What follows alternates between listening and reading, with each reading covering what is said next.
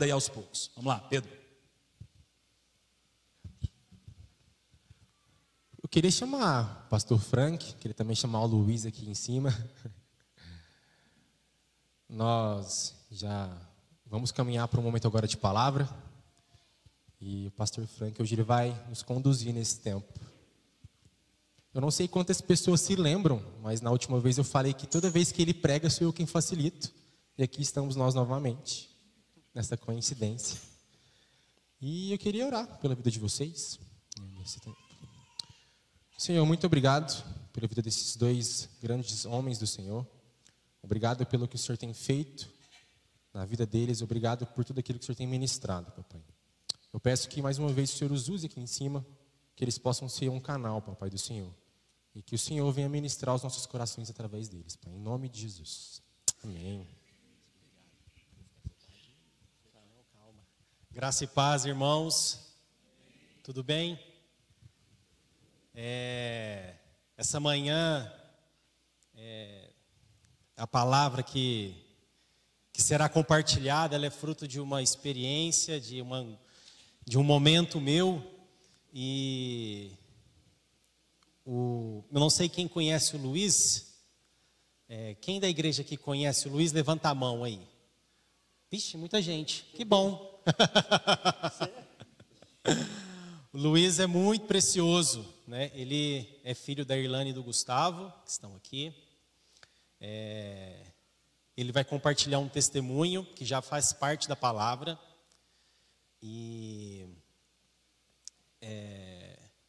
Bom, vamos ver o que Deus tem para nós aí essa manhã. Mas antes, queria que você fechasse seus olhos, baixasse sua cabeça.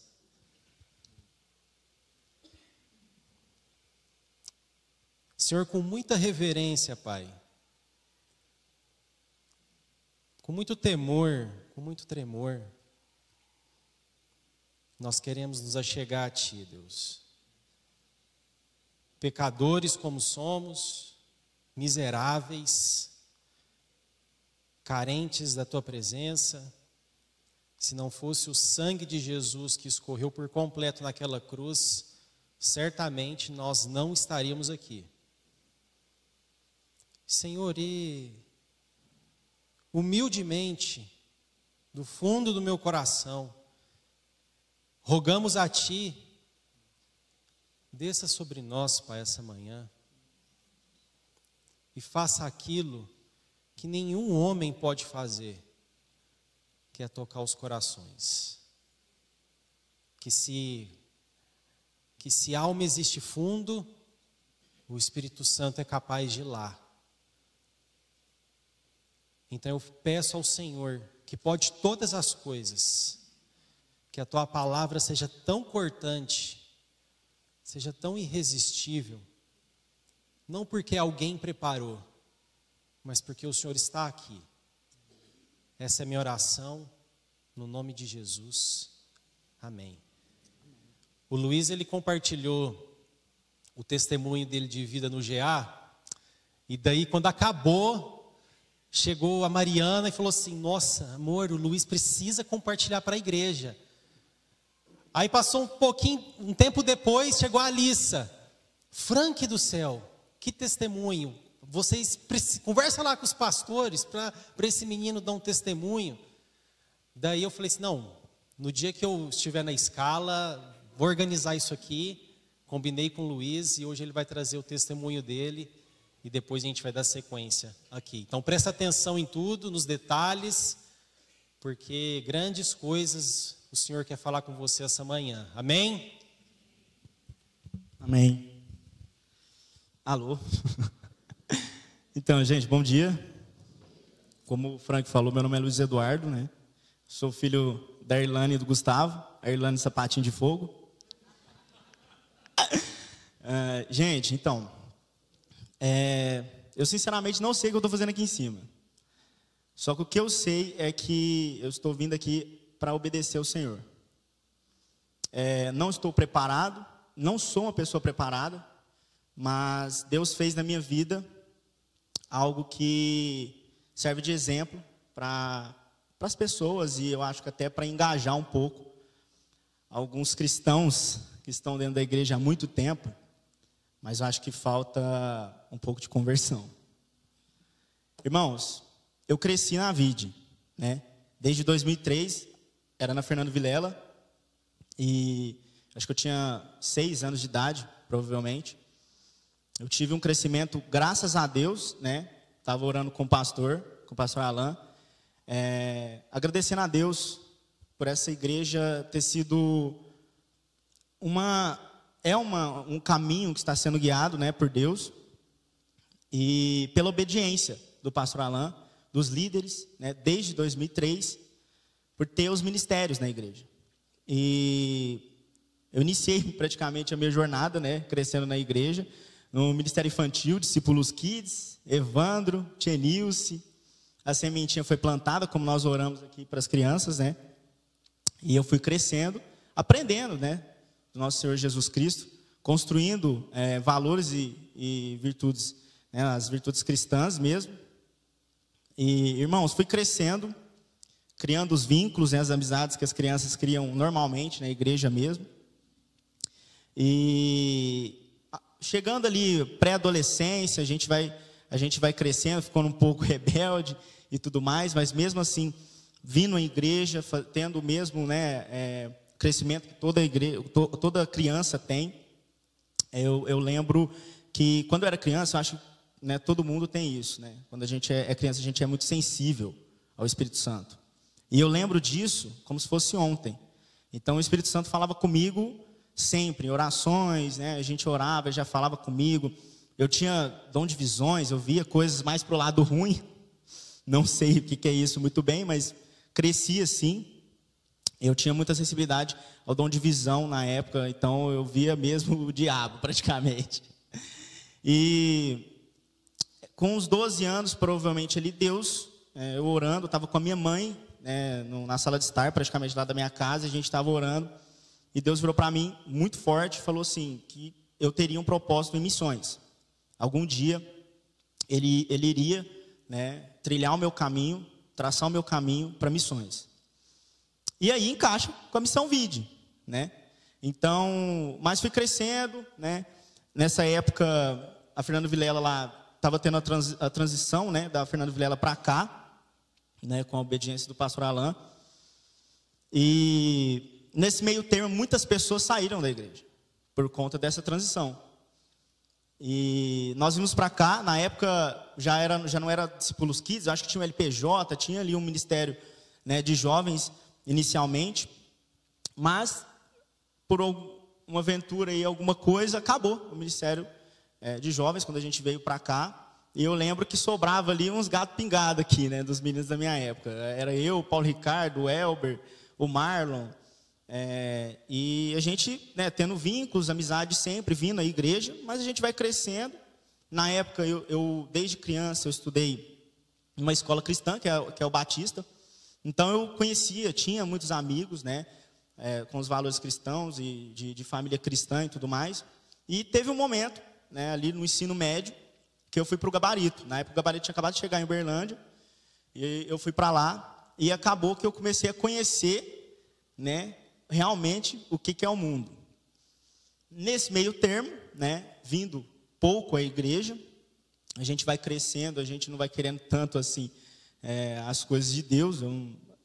Na adolescência, na pré-adolescência, a gente vai vendo outras coisas são mais chamativas, infelizmente. E aí, eu lembro que eu comecei a criar um vínculo muito forte com pessoas de fora da igreja, da minha escola. Comecei a ficar muito amigo dessas pessoas e ver, né, coisas muito chamativas no mundo.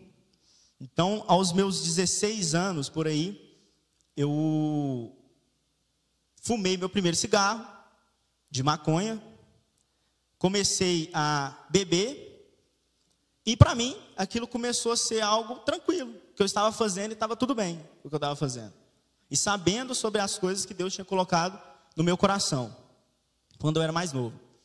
Nisso, né, eu fui construindo a minha vida, gente, eu fui crescendo, né, sendo lapidado e mais amigo de pessoas nesse meio, né, e é interessante que são pessoas assim, pessoas boas, e a gente acha, né, são pessoas boas, mas não sabe o que é a verdade, não sabe o que é Deus realmente, né? O que é o nosso Senhor Jesus Cristo. E eu comecei a ter esse tipo de atitude, e eu comecei a me afundar, muito novo, nesse meio, nessa bolha também, porque na época tudo ao nosso redor, gente, é chamativo. As músicas, os estilos de roupas, as pessoas que estão ao redor daquilo. E aí, o fato de você fumar ou beber é uma coisa normal, tranquilo, está tudo bem o que você está fazendo ali, né? Todos os dias, ainda mais quando sou mais novo, né? E se você tem um caminho trilhado com Deus, você sabe no fundo o que você está fazendo. Deus sabia, mas eu fui largando, fui desvinculando com a igreja e fui vivendo a minha vida fora. E eu lembro, quando eu tive os meus 17 anos, eu perdi meu melhor amigo. Ele morreu com leucemia na época, e eu já estava bem sem fé em Deus, né? Trazendo toda aquela carga espiritual, sobrenatural da minha vida também, né? Fora da igreja, fora do caminho de Deus. Eu revoltei com Deus. Era muito novo, né? A gente é imaturo demais. Eu revoltei e simplesmente deixei ele de lado. Larguei o caminho. E nesse momento, a depressão e a ansiedade tomou conta da minha vida. Completamente. Então, tudo que eu fazia, como eu sou uma pessoa muito impulsiva, às vezes eu sou muito 880, tudo que eu fazia sendo extremo. Então, se eu usava alguma coisa, eu era o que mais usava na rodinha. Se eu bebia, eu era o que mais bebia na rodinha. Era como se eu fosse uma atração da noite. E todo mundo rindo daquilo, achando que estava bonito. Meus irmãos, ao mesmo tempo, eu sempre via a mão de Deus. E eu sempre soube que o joelho da minha mãe, no quarto, fez com que eu estivesse aqui falando agora da minha vida. Porque se eu sei que eu estou vivo hoje, foi porque algum dia teve um ministério infantil na igreja, que plantou uma semente no meu coração, e a minha mãe que orou todas as noites, que eu estava virado praticamente, para que eu voltasse vivo para casa. E eu passei muitas chances mesmo de ter ido. E Deus não permitiu que isso acontecesse, porque obviamente Ele é soberano. E se eu faço parte do propósito dEle, Ele não vai deixar que nada aconteça. Só que eu me abri para que isso acontecesse. Então, com esses 17, 18 ali, chegando aos 19, eu fui vivendo assim. Quanto você vai envelhecendo, você vai piorando o que você está fazendo. E você acha que não. Mas não, você vai ficando mais calejado, então você aguenta mais. Você aguenta usar mais drogas, você aguenta beber mais, você aguenta sair mais. Então você vai vivendo. E imoralidade sexual e tudo. E vai, não tem muito o que fazer. Você está vivendo um mundo, o que te dá de tudo de prazer ali na sua mesa, você vai fazer. E está tudo bem, você acha que está tudo bem. Mas eu sempre tive algo que o Espírito Santo me tocava. Falava, e aí? O que é isso aí? Eu sabia que eu estava fazendo algo errado, mas eu tinha virado as costas para Ele.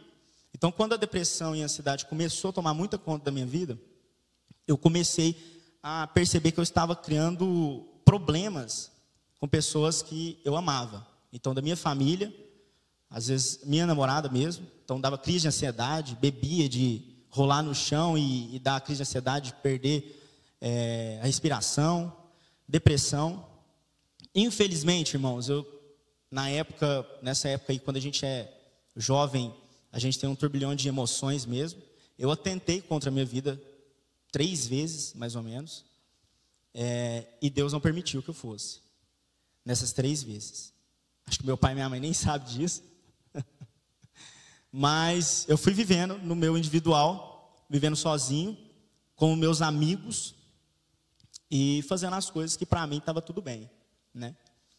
E me afundando cada vez mais na dificuldade humana, né? Porque a partir do momento que eu tirei Deus da minha vida, do centro e do meu coração, tudo que de preocupação e de problemas, eu comecei a dar prioridades e viver aquilo.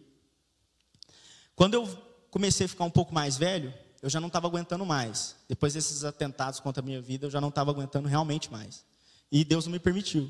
Então, eu cheguei a um momento, né, orando assim mesmo, em volta de muitas pessoas, eu estava bêbado nesse momento. Eu falei para Deus, Deus, eu preciso da sua ajuda. porque daqui eu não tenho saída, como é que eu vou fazer? Eu já não quero viver mais, você não deixa eu ir embora? Como é que faz? E aí, do nada, uma amiga minha, que ela assim, não é de igreja, não tem nenhum conhecimento da palavra, tudo mais, ela me chamou para um grupo cristão ecumênico. Olha as coisas que foi acontecendo na minha vida. O grupo cristão ecumênico é fundado por uma igreja católica, mas tem uns valores cristãos, acredita em Jesus Cristo e Deus, mas não tem nada a ver com a palavra, não tem nada da Bíblia. Então existem pessoas, esse grupo, que de várias religiões, de várias ideologias, ideais e tudo mais. Meus irmãos, eu estava tão fundo do poço que eu falei assim, que eu sei lá o que vai acontecer. Diz lá que na Bíblia lá que Deus usa até uma rocha para falar comigo, vai que ele me ajuda. Eu fui, e lá Deus cuidou de mim, mas de uma forma separatista com as pessoas que estavam lá. Mas ele colocou lá dentro uma pessoa, quando eu era criança, que era melhor amigo desse amigo meu, que morreu. E a partir do momento, desde o primeiro dia que eu pisei lá, do último dia que eu pisei também, eu senti a mão dele, como ele queria fazer para que eu voltasse para o propósito. E se vocês quiserem detalhes, aí depois eu posso contar mais sobre essas coisas que aconteceram. E nesse momento, em 2025, no início de 2025, eu falei, bom, né, se eu tenho que ter um chamado ali, na época, então vou para a Vide, né, a igreja que eu gostava, né, meu pai, minha mãe já não estavam vindo mais, a igreja que eu gostava, é o que eu sinto que é lá, eu sempre senti que aqui era o meu lugar. Então fui vindo aos poucos sozinho, e Deus foi falando bastante no meu coração. Só que, na virada de 2025, eu falei, então tá bom, eu vou voltar para Deus, só que é 880, eu vou voltar, eu vou largar tudo. Tudo, eu preciso renunciar a tudo. Não tem como eu ficar no meio termo, como é que eu faço? Eu já estava viciado em drogas, cigarros, bebida, eu não aguentava parar, como é que eu ia fazer? E aí, pastor, então o que aconteceu? Na virada eu falei assim, eu vou beber, a última vez que eu vou beber, vou fumar, vou viajar, vou beber tudo que eu tenho para fumar, falei errado, vou beber tudo que eu tenho para beber e fumar tudo que eu tenho para fumar. E aí, meus irmãos, na virada, Deus usou um dos meus melhores amigos, ele é agnóstico, mas ele virou para mim do nada e falou assim, filho, deixa eu te falar, eu não quero ser o seu melhor amigo mais. Aí eu olhei para ele e falei assim, que é isso? Você está bêbado, você está falando? Não quero mais ser seu melhor amigo, cara. Eu falei, por quê? Porque a gente não tem nada a ver mais. Aí eu olhei para ele, só que ao mesmo tempo que aquilo doeu meu coração, eu senti na hora o Espírito Santo, a presença dele. Todo mundo estava bêbado, eu falei assim, gente, que é isso? Aí quando eu senti um calor no meu coração do Espírito Santo, eu acalmei e fiquei tranquilo. Eu falei, tá bom, então é esse o caminho. Eu entendi o que é para fazer. Então eu voltei, nunca mais, né, fumei, nunca mais bebi. Parei assim, uma vontade que sumiu do nada. Mas eu tive que dizer para Deus, eis-me aqui, eu preciso dessa sua ajuda. Porque senão daqui eu não saio, não tem como eu fazer nada mais. Eu não dou conta sozinho. E quando eu voltei, Deus me ensinou a renúncia nas amizades que eu tinha colocado como primeiro lugar da minha vida, nessas amizades.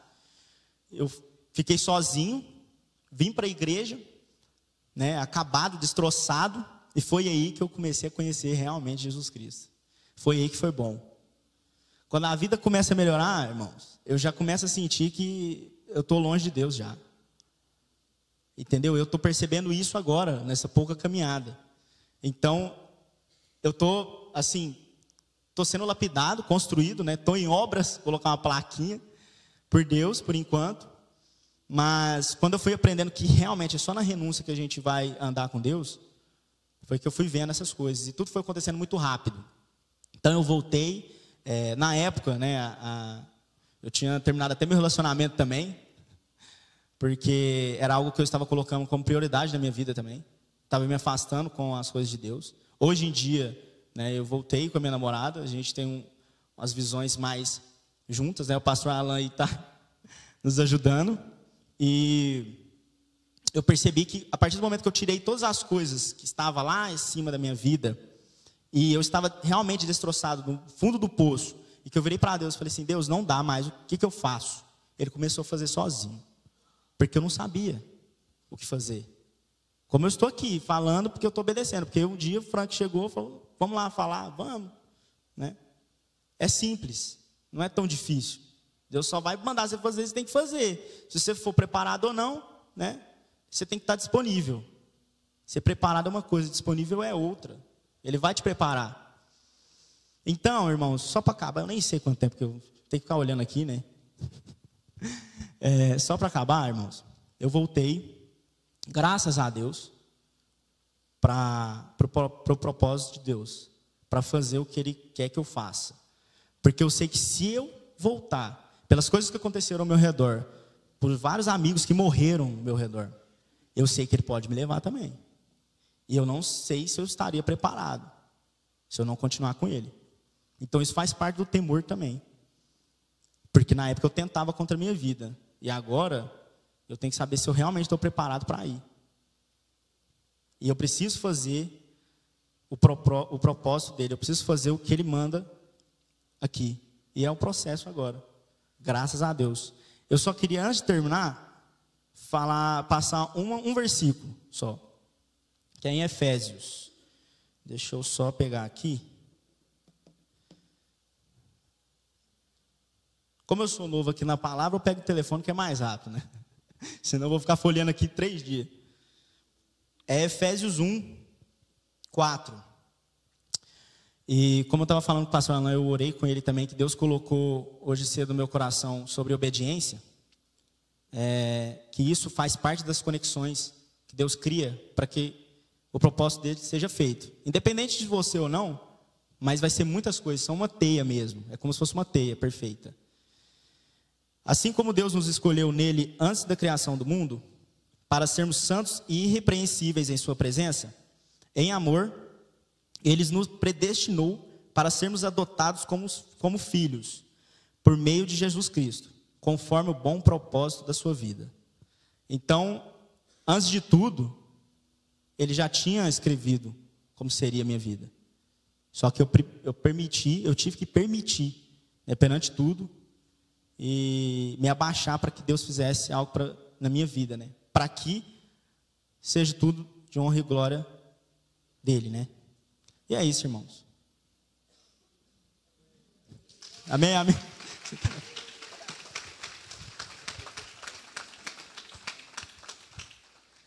Eu não sei se vocês lembram, mas o Luiz comentou, ele é de uma geração na VID que eles não tiveram o que a minha geração teve, de acompanhamento, de discipulado, de um grupo de investimento. Não sei por que aconteceu isso aqui. Mas ele é da geração do Elber, ele é da geração do Tairone, ele é da geração do Mateus, Paulo Ricardo, Leonardo, vai falando os nomes. Marlon, é o Tairone. E é o seguinte, irmãos. Deus trouxe uma ovelha perdida. Será que o povo de Deus pode se alegrar com isso? Presta atenção aqui antes de a gente orar. 5 minutos antes do culto começar, chegou uma profeta em mim e falou assim, resumidamente, que o Senhor estava dando filhos espirituais e físicos para essa igreja novamente. Só que está tendo uma batalha espiritual muito grande. Uma luta entre anjos e demônios. E que nós, a partir de mim, estamos desatentos. E pode ser que se nós não nos atentarmos, nós percamos algumas batalhas.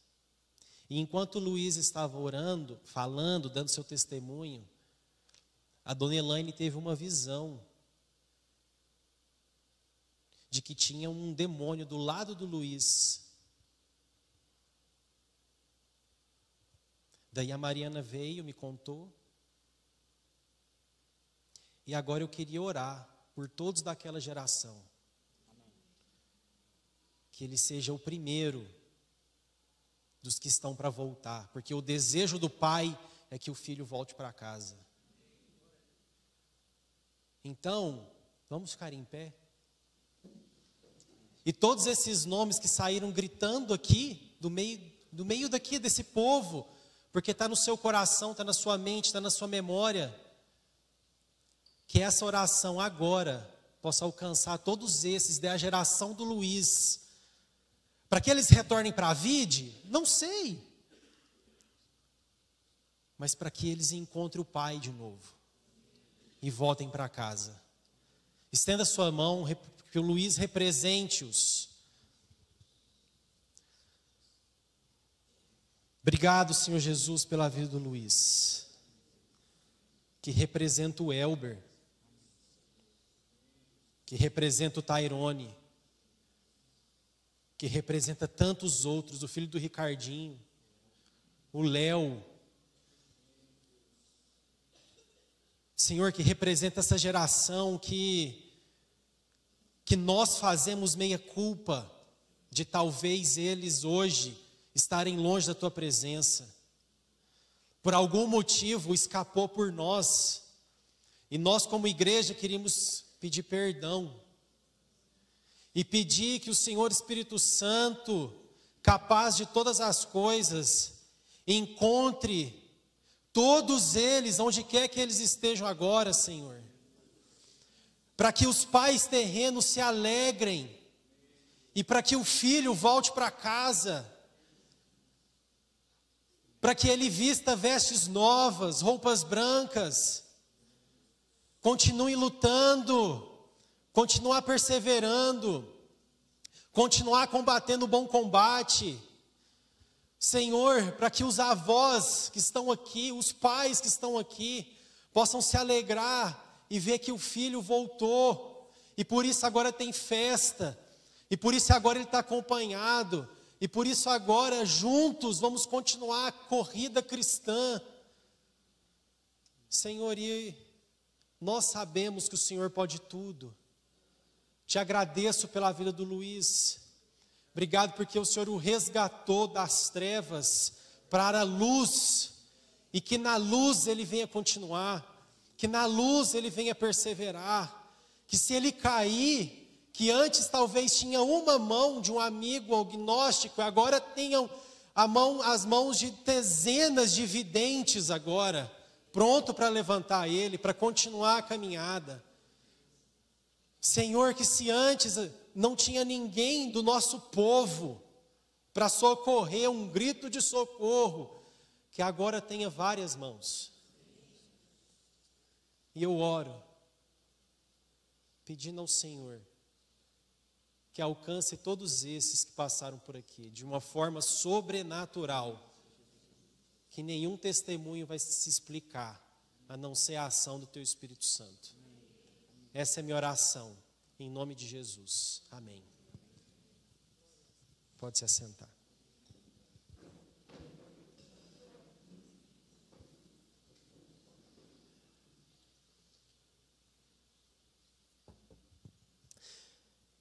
Abra sua Bíblia em Gênesis, capítulo 22.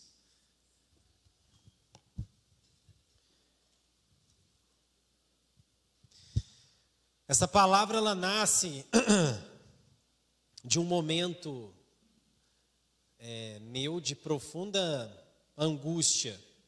Na verdade, eu tive acesso a esse texto antes de uma reunião de oração na segunda-feira, nas segundas-feiras no qual eu direciono ali os temas e tudo mais.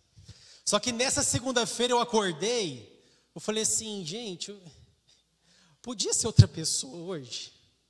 Nossa, hoje podia. Porque sabe quando você está assim, você falou assim, sabe quando você está assim, gente, eu acho que eu já não tenho nada para oferecer para ninguém hoje. Hoje eu só queria voltar para minha cama e dormir. não porque eu estava cansado fisicamente, mas porque estava angustiado dentro de mim. E no boletim caiu esse texto, numa segunda-feira.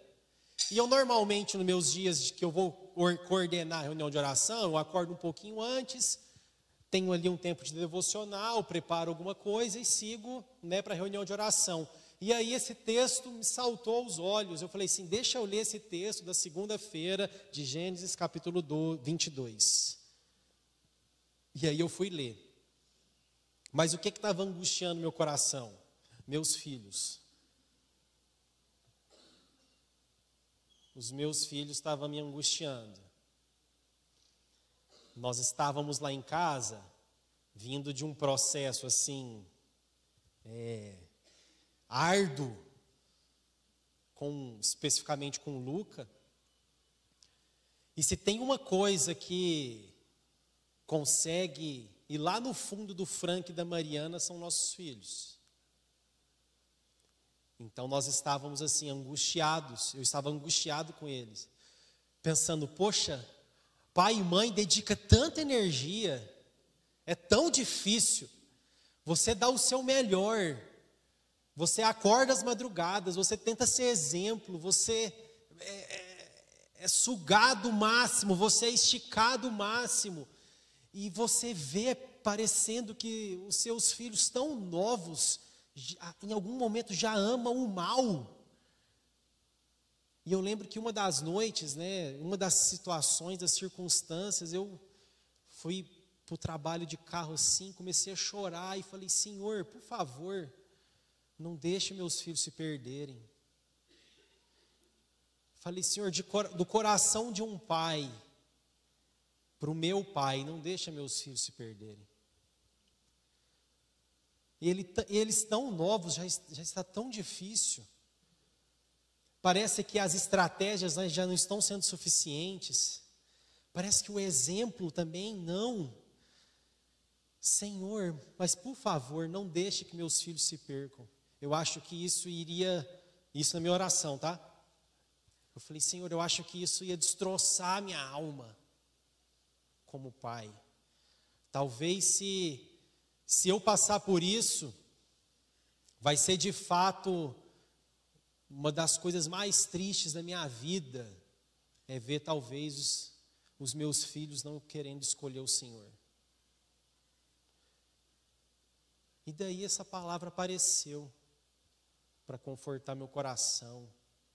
E eu queria trazê-la para você, pai, hoje. E aí as coisas foram se encaixando, o testemunho foi se encaixando, o profeta foi se encaixando, as visões foram se encaixando. Há poucas horas atrás eu estava em dúvida se realmente essa era a palavra para hoje de manhã. E eu tenho certeza que é. Paz no coração que é. Então a palavra é para você hoje, papai e mamãe. E o tema é que o coração do pai é que o filhinho e a filhinha volte para casa. Vamos ler esse texto? O título é Deus põe Abraão à prova. Diz assim: depois dessas coisas, Deus pôs Abraão à prova e lhe disse: Abraão, este lhe respondeu: eis-me aqui. Deus continuou: pegue o seu filho, seu único filho, Isaque, a quem você ama, e vá à terra de Moriá. Ali, ofereça-o em holocausto, sobre um dos montes que eu lhe mostrar. Toda vez que eu li esse texto, esse é um dos textos que mais me rasga por dentro. Eu falo assim, Senhor, se eu fosse Abraão, eu teria sido reprovado na hora. Eu teria sido reprovado na hora. Eu já li esse texto milhares de vezes, e toda vez que eu leio esse texto, principalmente depois que os meus filhos nasceram, Isso parece ser um negócio assim, surreal, parece que isso aqui não aconteceu. Parece que essa aqui foi realmente uma história da história. Mas não, aconteceu com um homem como eu e você. E aí ele diz o seguinte, versículo 3. Na manhã seguinte, Abraão levantou-se de madrugada e, tendo preparado o seu jumento, levou consigo 2 dos seus servos e Isaque, seu filho. Rachou lenha para o holocausto e foi para o lugar que Deus lhe havia indicado. No terceiro dia, Abraão ergueu os olhos e viu o lugar de longe. Então disse aos servos: esperem aqui com o jumento.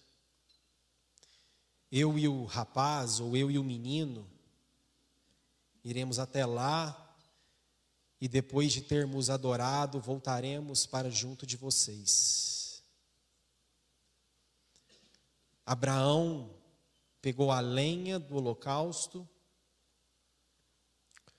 e colocou sobre Isaque, seu filho. Ele, por sua vez, levava nas mãos o fogo e a faca. Assim, os dois caminhavam juntos. Então, Isaque rompeu o silêncio e disse a Abraão, seu pai: meu pai. Abraão respondeu: eis-me aqui, meu filho. Isaque perguntou: eis aqui o fogo e a lenha, mas onde está o cordeiro para o holocausto? Abraão respondeu: Deus proverá para si o cordeiro para o holocausto, meu filho. E os dois seguiam juntos. Algumas cenas do que nós lemos aqui me chamam muita atenção. Primeiro, que eles caminharam 3 dias até chegar ao local da oferenda, da oferta. Eles caminharam na manhã seguinte ao que Deus falou com esse homem. Então nós estamos aí, no mínimo, contabilizando 3 dias e 1 noite. Eu já caminhei 2 dias seguidos. Uma vez nós fomos fazer um impacto de romaria, e aí não tinha a famosa tenda do lava-pés. Aí o Doni falou assim: vamos fazer o impacto mesmo assim? A gente falou: vamos. Mas como? Ele: vamos andando. Então, quem a gente encontrar no meio, a gente ora por eles. Aí eu falei: Doni, dá quantos quilômetros aqui até lá? Aí ele: dá uns 90 a 100. Daí nós fomos. Então, 2 dias de caminhada, você conversa muito. Você tem muita coisa para conversar. E eu fiquei imaginando esses 3 dias de Abraão. E que o mais interessante é que ele ficou em silêncio. Talvez não um silêncio total, os 3 dias e 1 noite, mas ele não tocou no assunto. Que ele já sabia a informação de que o cordeiro era Isaque. Só que uma palavra fechou isso tudo de uma forma de uma maestria muito grande, que me chamou a atenção. Deus pôs quem à prova? Isaque ou Abraão? Abraão. Então a primeira coisa para o seu coração, pai e mãe, a prova não é do seu filho, a prova é sua. E muitas das vezes, nós terceirizamos essa prova. E às vezes, colocamos a culpa nos filhos. Sendo que a prova é para o pai e para a mãe. Quem tem que passar pela prova hoje, somos nós. E aí a vida seguiu, os 3 dias se passaram, Abraão não tinha sido aprovado ainda. Eu imagino aquele coração de um pai e de uma mãe muito angustiado, com medo do que iria acontecer com aquele menino. E às vezes nós temos medo do que vai acontecer com os nossos filhos. Às vezes nós temos medo de quais os caminhos que desde pequeno eles já têm escolhido. Às vezes nós, como pais e mães, nós já vemos uma tendência para o mal. Mas eles ainda não estão sendo provados. A prova aqui não era para Isaac, a prova era para Abraão. E aí o filho rompe o silêncio e pergunta: pai, eu tenho aqui o fogo, eu tenho aqui a madeira. Cadê o cordeiro?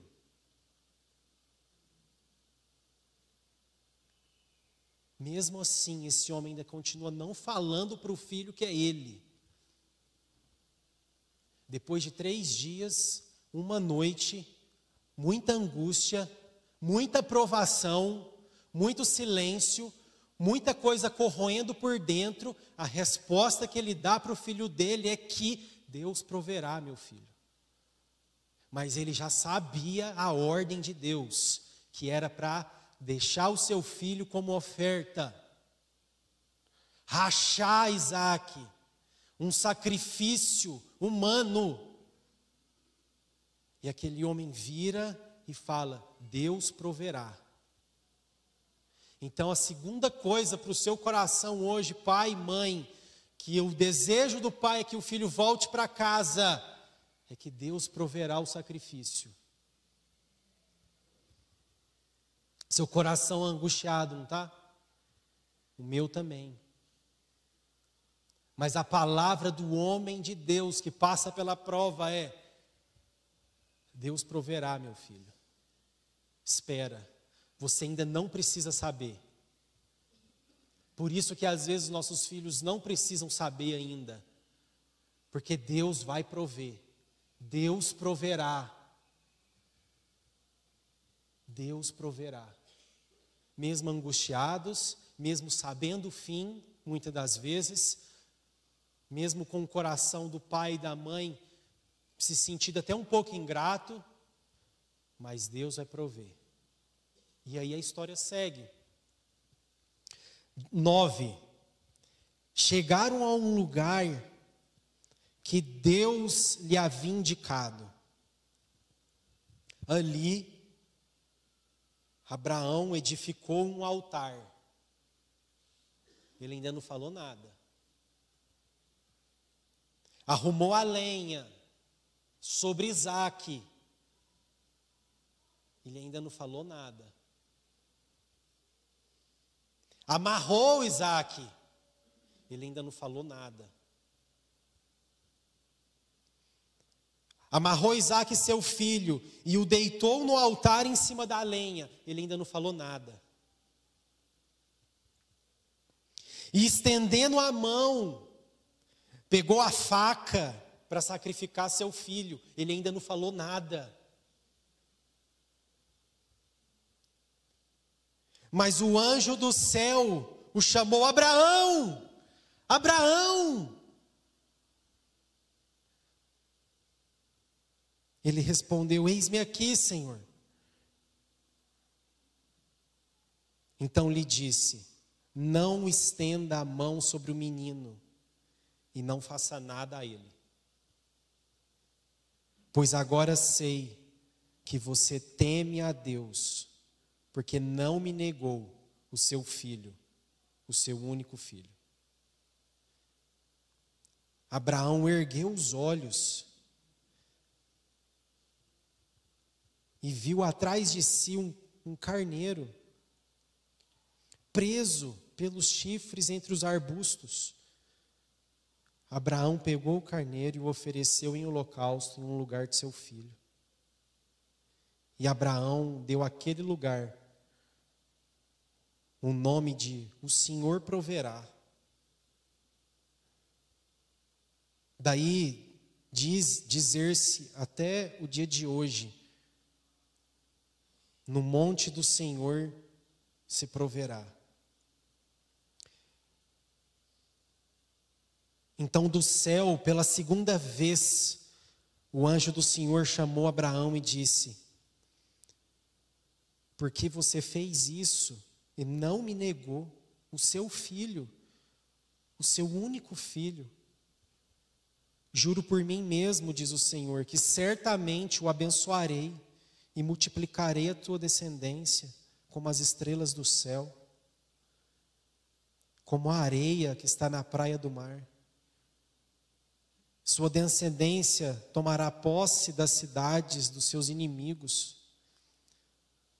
Na sua descendência serão benditas todas as nações da terra, porque você obedeceu minha voz.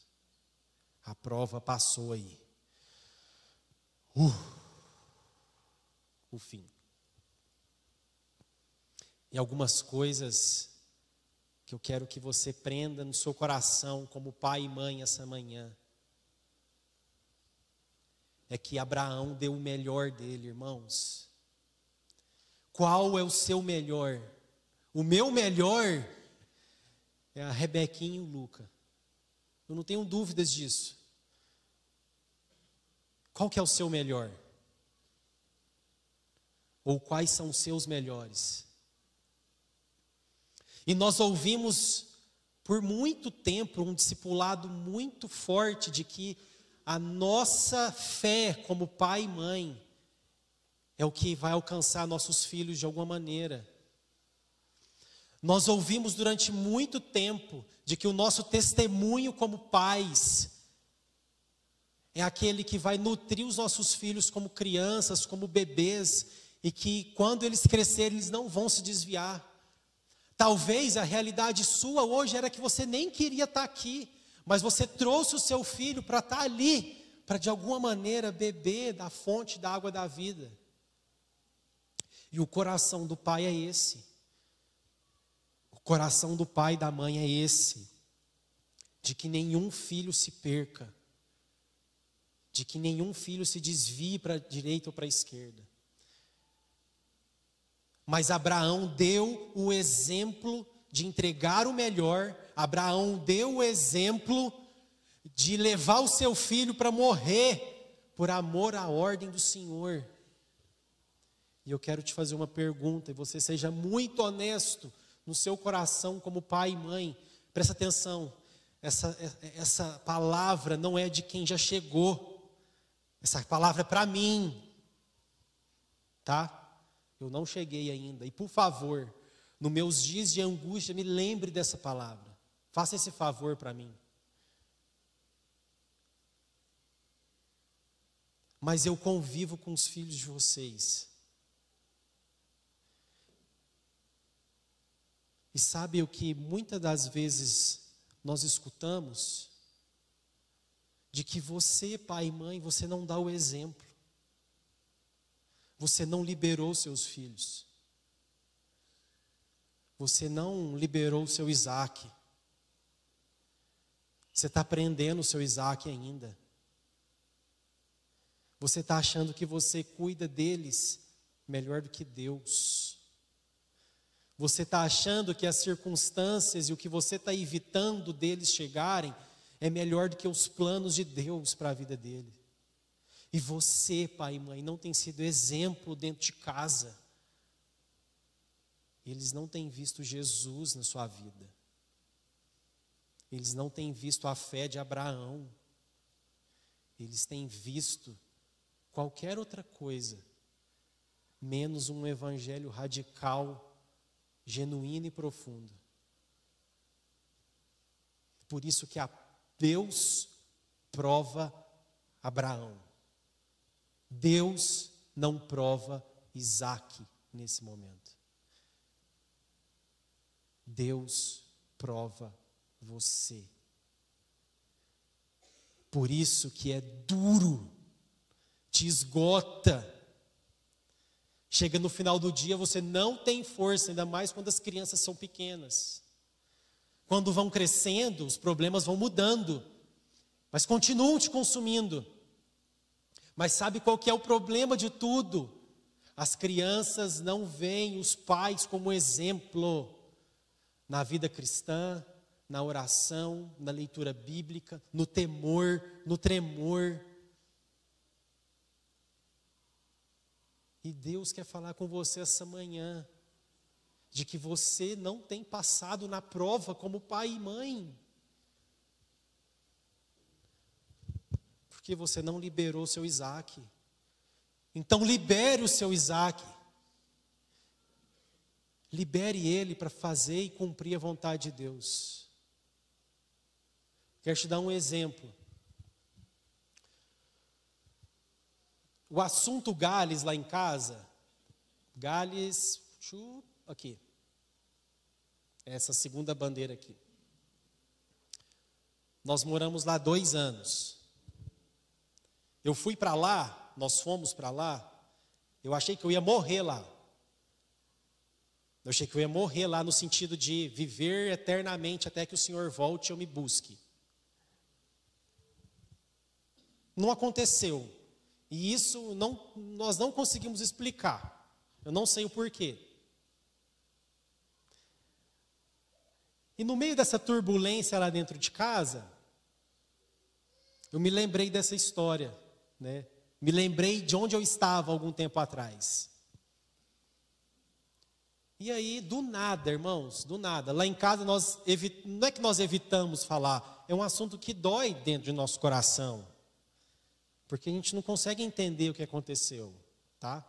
Talvez um dia, mas ainda não. Então é um assunto que dói, nós falamos muito no particular, eu e a Mariana, e isso não tão frequentemente. Às vezes se torna frequentemente quando alguém de lá entra em contato com a gente, e isso é do equilíbrio britânico é constante. Então eles falam com a gente. Mas aí do nada, alguns dias, tá? Isso não aconteceu só um dia, alguns dias.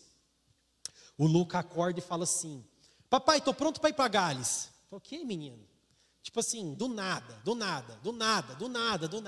Pela manhã, a primeira coisa que ele abre a boca e fala: papai, quando que nós vamos para Gales?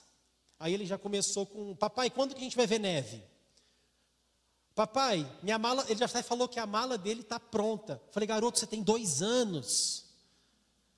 Acho que você nem sabe o que é mala. Mas ele fala que a mala dele já está pronta para ir. E aí, trazendo para esse contexto aqui, irmãos, do seu Isaac. O Luca, numa figura de Luca e Rebeca hoje, eu não sei se eu vou ter mais filhos, mas na figura desse Isaac, conversando com a Mariana, eu falei: amor, a gente precisa liberar nossos filhos. Não, mas ele não tem 18 anos. Não, eu não quero liberar ele quando ele estiver 18 anos. Quando eles estiverem. E por sinal, a Rebequinha já faz amanhã 1 ano. Falei: meu Deus, como? Como que essa menina vai ter 1 ano amanhã? Parece que foi ontem que ela nasceu. E eu falei: Senhor, nós liberamos nossos filhos. A Rebeca com 9 meses, o Luca com 2 anos, quase 3, nós liberamos nossos filhos para que eles cumpram a tua vontade. Você está esperando seu filho ter 50 anos? Você está esperando seu filho casar? Está esperando seu filho te dar netos para você liberar eles?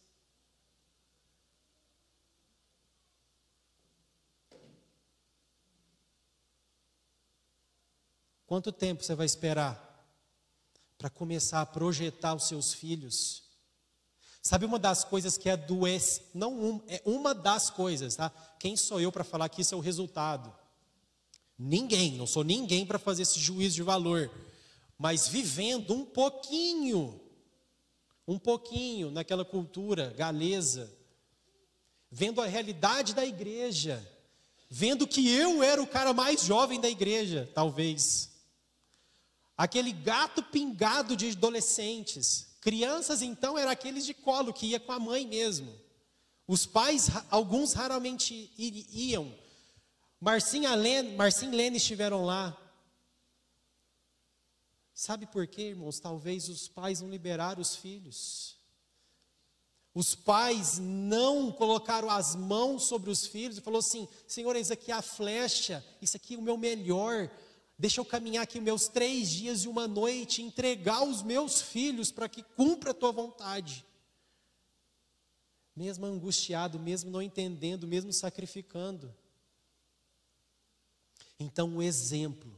Então, pais, nós vamos ser provados, vamos continuar a ser provados, isso não vai mudar. Então, para de murmurar, Frank. Para de ser menino, Frank. Para de ser mais menino do que o Luca, Frank. E libera os seus filhos e seja exemplo para que eles cumpram a vontade de Deus, para que eles vão mais longe, para que eles sejam mais crentes, para daqui 10 anos esteja lotada dessa geração que está ali no fundo, agora sentado, já discipulando outros. Por isso que o Luiz está aqui. Daqui 10 anos, talvez não vou ser eu o pastor dos jovens, talvez o meu tiro vai ser de 100 metros rasos, talvez vão ser outros, mais preparados, melhores, que falam melhor, com mais experiência, com mais tudo.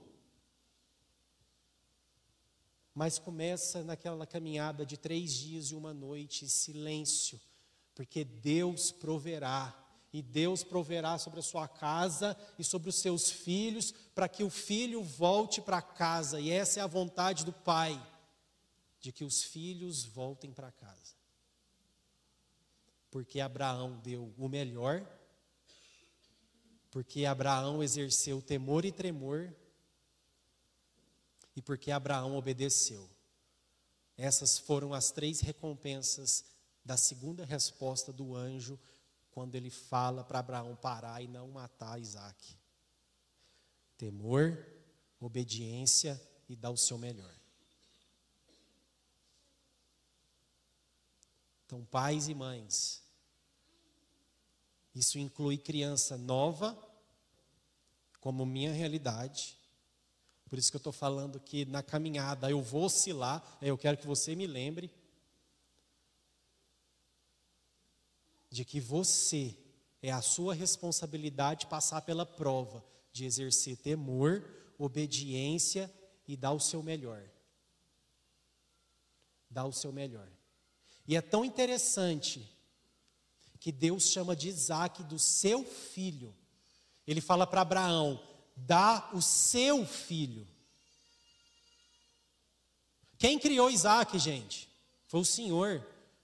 Isaac é o filho da promessa. Eles esperaram, como o Éder disse semana passada, aqui 25 anos. Sara era uma idosa. Mas mesmo assim, Deus atribui Isaac, Abraão é o seu filho. Ele te pertence. Então pega aquilo que Deus te deu, que pertence a você, e exerça temor, obediência e libere eles. Para que esses pequenos começos que sempre vêm aqui à frente, seja uma flecha para as nações, onde quer que você vá. Mas isso passa pela prova dos pais. E às vezes nós estamos sendo reprovados. Mas a história não acaba aqui. O exemplo, ele é... Eu achava que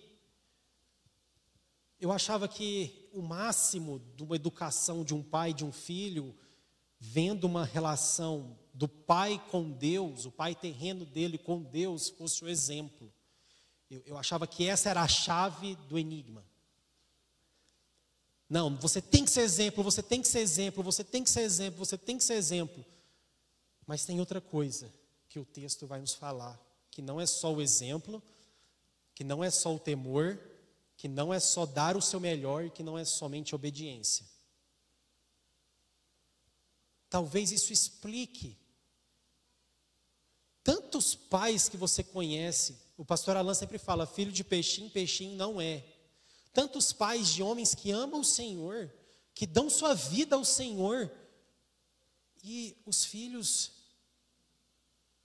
não estão nem aí para Deus. E tantos casos do nada, aquele menino mais improvável, aquela menina que nem era de uma família cristã, tem um encontro com o Senhor e aquilo é transformado, sabe? Essas coisas não se explicam. Por isso que a vida com Deus, ela não é linear, ela não é retinha, ela não é 1 mais 1 igual a 2 sempre, não é.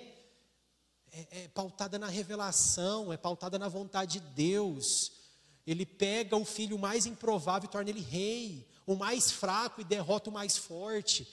O menor exército domina o exército maior.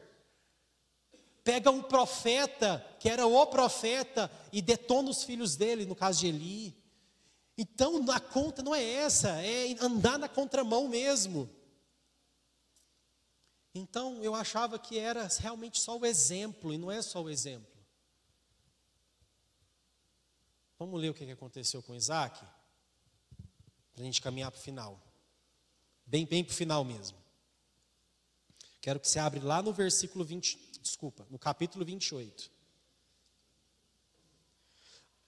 Irmãos, aqui muita coisa aconteceu, mas muita coisa. Sara faleceu, Abraão faleceu, aqui já temos Jacó e Esaú, tá bom? Isaac já está velho, já está caminhando aí para a reta oposta, né? Mas é a primeira vez que isso aqui vai acontecer. E eu quero que você preste atenção para nós finalizarmos aqui o que Deus quer falar com você. Aqui é Deus falando com Jacó, um dos filhos de Isaac. Ele diz assim, versículo 13. E eis que o Senhor estava perto dele e lhe disse: Eu sou o Senhor Deus de Abraão, seu pai, e Deus de Isaque. A terra que agora você está deitado, eu a darei a você e à sua descendência. Mas a sua descendência será como o pó da terra. Você se estenderá para o oeste e para o leste, para o norte e para o sul. Em você e na sua descendência serão benditas todas as famílias da terra. Eis que eu estou com você, e o guardarei por onde quer que você for. Farei com que você volte para essa terra, porque não o abandonarei, até que eu cumpra aquilo que eu prometi. Sabe por que Deus fala a primeira vez, que antes ele só falava que ele era o Deus de Abraão. Para Isaac, Deus fala que ele é o Deus de Abraão. Para Jacó, ele fala que ele é o Deus de Abraão e Isaac. O que isso tem a ver? Tem a ver que para o Deus Todo-Poderoso falar para os filhos dos seus filhos que você é o Deus dele, que Deus é o Deus do seu pai, do seu avô, é porque eles tiveram um encontro com o Senhor. E o que muda, como nós vimos no testemunho aqui da vida do Luiz, é que Abraão encontrou com o Senhor. E isso não aconteceu depois dessa experiência, que, meu Deus, é a experiência que pode marcar a vida de uma criança. Isso acontece não depois da experiência que seus filhos passaram, mas acontece com o encontro dos seus filhos com o Senhor. Por isso que nós oramos pedindo para que o filho volte para casa e para que o filho tenha experiência com Deus. Vai chegar um momento que o seu exemplo não vai ser suficiente, de que a sua oração vai ter que mudar, de que a sua oração vai ter que ser: Senhor, agora não é mais o meu exemplo, eu vou continuar dando o meu exemplo, mas agora a minha oração é: Senhor, encontre-os, e que eu seja digno de que nas suas palavras seja: eu sou o Deus do Frank, eu sou o Deus do Sirley, eu sou o Deus da Aline, falando com os seus filhos. Você quer investir na vida dos teus filhos? Deposite orações.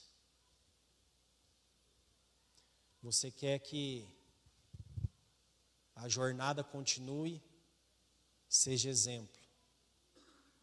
Haja com temor, com tremor, dentro de casa. ame os seus filhos menos do que obedecer a Deus. Que obedecer a Deus seja o seu amor maior. E liberte, e libere, e projete, para que o seu Isaac vá muito mais longe do que você foi. Você quer isso como pai? Aqueles pais que quiserem isso, fique de pé para a gente orar pelo seu filho.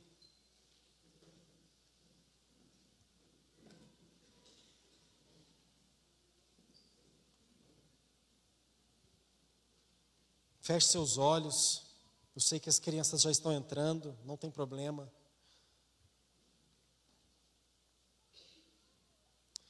Senhor, eu te agradeço, Pai, por essa palavra que me encontrou dentro da minha limitação como pai. Me encontrou no meu medo dos meus filhos não te servirem. Me encontrou no meu medo de talvez estar fazendo alguma coisa errada. Senhor, mas eu oro pedindo que o óleo do Senhor sobre a vida de cada pai aqui possa alcançar o mais profundo coração deles. Para que o Deus que provê gere essa esperança daquilo que ainda não aconteceu. E para aqueles que ainda precisam liberar os seus filhos, para que cumpram verdadeiramente a vontade de Deus, que o Senhor os incomode e os perturbe. Mas a minha oração, Senhor, é para que o Senhor encontre os nossos filhos, para que eles tenham um encontro profundo e genuíno com o Senhor, para que eles tenham um encontro que vai transformar a vida deles de uma forma completa. Para que o Senhor o encontre e nós tenhamos a alegria de ter os nossos filhos de volta para casa, de volta para os braços do Pai, o nosso Pai Jesus o Nazareno. Senhor, eu te peço que nessa caminhada nós possamos ser exemplos. Queremos ser exemplo para os nossos filhos, mas eu oro para que o Senhor os encontre, porque muitos aqui não têm exemplo. Mas eu oro para que eles não se percam. Eu oro para que o Espírito Santo toque na vida deles, daqueles que o Senhor já predestinou, daqueles que o Senhor já escolheu, daqueles que o Senhor já tem traçado o caminho, para que eles voltem e sejam festejados. Senhor, e para aqueles pais cansados, aqueles pais sobrecarregados, aqueles pais com filhos adultos que escolhem não viver o Senhor,